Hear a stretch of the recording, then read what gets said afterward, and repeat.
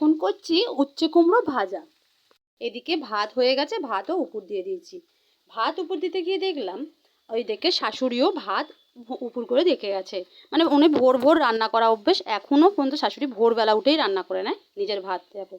আর এইটা উপর দিয়ে চলে যায় উনি ব্যায়াম শিখতে, চান টান করে ঠাকুর দিয়ে।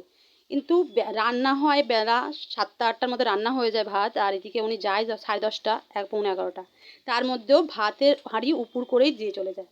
আমরা বলি, মানে আমি ঘটি বাড়ির মেয়ে, তাই এটা যেটা আমার মা শিখিয়েছে, মায়ের থেকে শুনে এসেছি, দেখে এসেছি, যে ভাত উপর দিয়ে কোথাও ঘর থেকে বেরোতে নেই।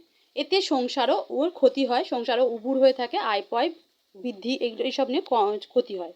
তো দেখো, আর একটা জিনিস বলি, যে ভাত যে উপুর করে তাকেই ভাতের হাঁড়ি তুলতে হয়। মানে এটা হলো যে একা সংসার সে সামলাতে পারবে, আর দু হাতে করলে সংসার সে একা হাতে সামলাতে পারে না। এটা আর কি মনে করি যে যে উপুর করে তাকেই তুলতে হয় ভাতের হাঁড়ি।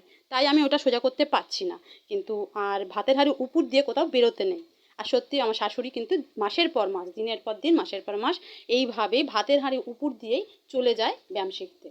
তো আমি যদি কথাটা ঠিক বলে থাকি অবশ্যই একটা লাইক করো, আর যদি ভুল বলে থাকি অবশ্যই একটা কমেন্ট করে জানাও যে ভাতের হাঁড়ি উপর দিয়ে এরকম ঘর থেকে বেরোতে আছে কি নাই।